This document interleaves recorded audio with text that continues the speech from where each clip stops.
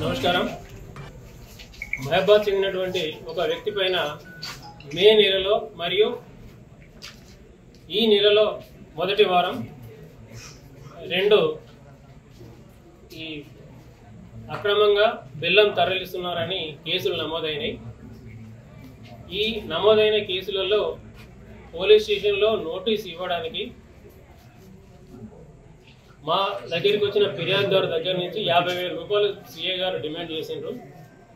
CI గారికి 50,000 ఇవ్వడం ఇష్టం లేక 21వ తారీఖు నాడు మా ఏసీబీ ఆఫీస్కి వచ్చి ఫిర్యాదు చేయడం జరిగింది.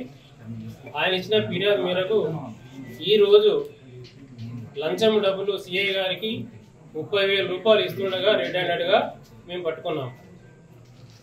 అట్టి 30,000 రూపాయలను సిఐ గారి ఇంట్లో నుండి రికవరీ చేశాము. అలాగే ఈ డబ్బుతో పాటు కూడా 1,25,050 రూపాయలు కూడా అన్అకౌంటెడ్ మనీ కూడా మేము సీజ్ చేసాము. విచారణ జరుగుతుంది. ఓకేనా? Okay sir.